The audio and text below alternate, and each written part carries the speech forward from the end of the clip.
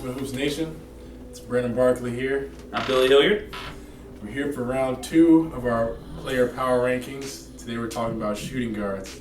Kind of sticking to what I see as a shooting guard is someone who can shoot the ball, right? I mean, kind of obvious in the name, but I mean that's kind of where my thought process went with this. Okay. We'll go into drivers and slashers when we talk about wings, but just to keep it specific, I'm going to guys who I think can shoot the basketball at a high level and put points on the board. But we know none of these guys play D anyways. Yeah, exactly. So just D. know if you're on these lists, your defense is horrible. Most likely. Absolutely. All right, so for DAC, at number 5, I got Staten Standridge. I think he's a pretty good shooter. Yeah, he's good. He's not a point guard. I'm not gonna put him a point guard because I like to think he's off the ball quite a bit. Okay. Anson's I guess we would say the major ball handler for Ball that team. dominator. Definitely a ball dominator, almost like a Kyrie and LeBron thing where LeBron's gonna handle the ball quite a bit, kind of point forward. So Staten's kind of off the ball, just knocking down open threes. So I mean, I think he's one of the better shooters down there in DAC. He has a sneaky shot too. Yeah, it's a little slow, little hitch in it, but it's like he shows the ball, and then like every time the defender never comes, and he'll hold it here, and then it's like he's great at getting his shot off, and he actually has a very nice pull-up game as well. Mid-range, can kind of score from a lot of spots, and just a solid shooter. Yep, absolutely. Number 5 for Plano, I'm going to go with Ashton Bloom. Ashton is hitting right around 60% of his three-point shots this season, and bringing in right around 22 points per game, and averaging I think 2 steals as well. So doing it on the defensive end. Ashton is really stepping up his game with Mike Millett out this season. So looking forward to the rest of the year with see what he can do. Man, the kid's got range. Yeah, he does. I'm doing that. I mean, this guy pulls up deep threes, probably like 30 feet. I mean, he shoots some deep ones. He reminds me of I don't know. I mean, he's got Curry-like range. I'm not saying he's Steph Curry by any means, but he definitely has. He's never seen a shot he doesn't like. No. There's never been a shot he doesn't like. He definitely fits well for your team. Yeah, absolutely. For number 4 in DAC, I've got Martin Stewart from the Shockers. Martin's got a tough challenge with that team, missing Brian Beaver. They're not that good, but when he has played, he's put up really good numbers. He's a very good shooter from outside. Can score both inside and out, but I like to think he's more of a shooter. Another one with a little bit of an unorthodox shot. Very unorthodox. Kind of shoots across his body, but it goes in, and it goes in a lot. It's definitely one of the catalysts for that team, and he's hoping to lead them to victory tonight, and definitely someone who is going to be tough to guard this season and continue to dominate two guards. As well as he plays offensively, the best part I like to watch about his game is defense. Pickpocket. He's probably the best thief in the league. Yeah. Maybe Dallas. He's that good. Jimmy might argue with that, but I don't know. That would be a good matchup. Him and Jimmy 1-on-1. That'd be a good matchup. Number 4 for me, Jeremy Hopkins for getting older. The guy just knocks down shots left and right. Yeah, the range is there.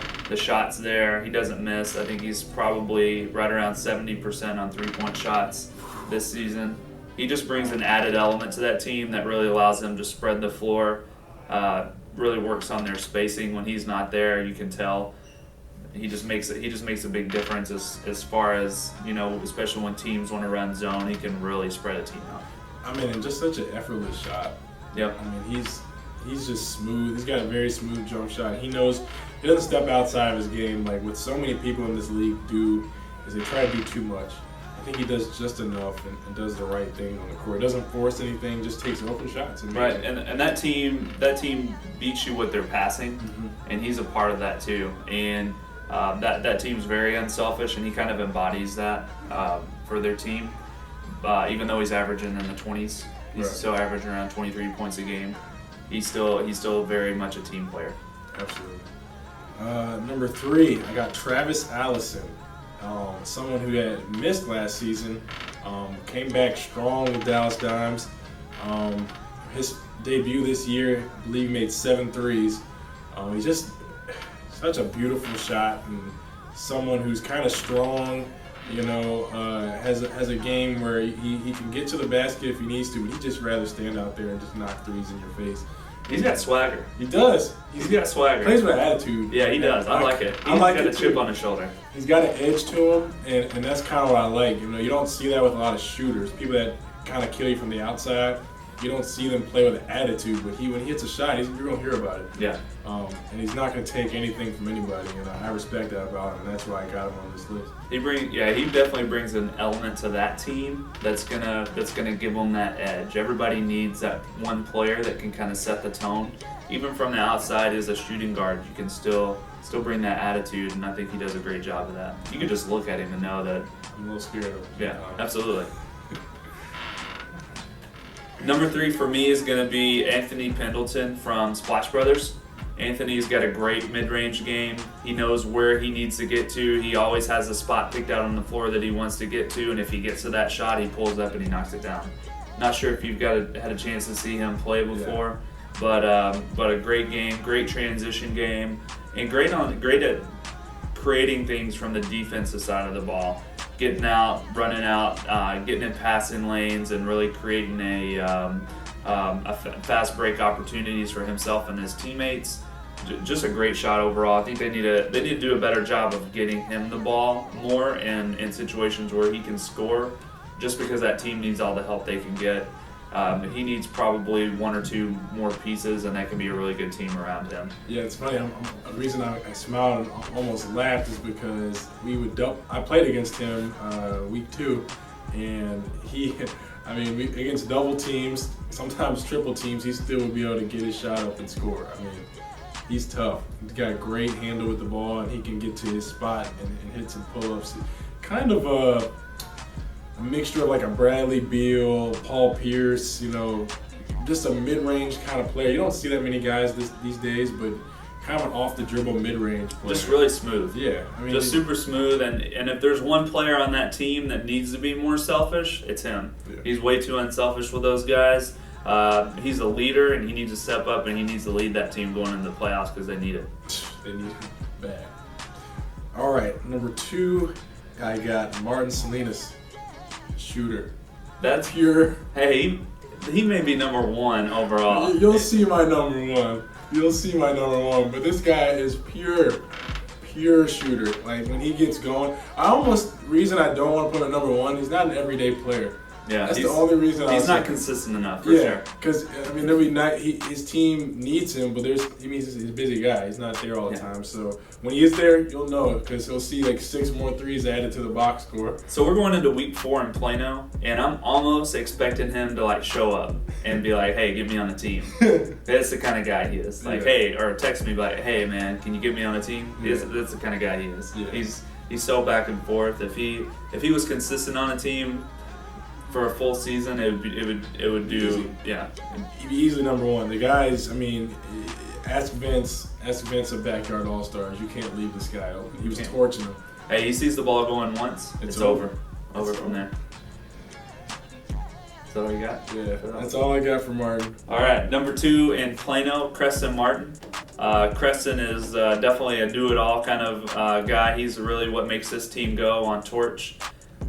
Puts his team in a position to he's drawing double teams. He's getting other guys open on the wing. Getting cutters open on the weak side of the defense. So he really does it all. Gets out in transition, has a shot. He can pull up. He can post. He can drive. Creston really is he lacks a little bit on the defensive side of the ball, but he makes up for it. He's a complete player on the offensive side of the ball. A matchup nightmare.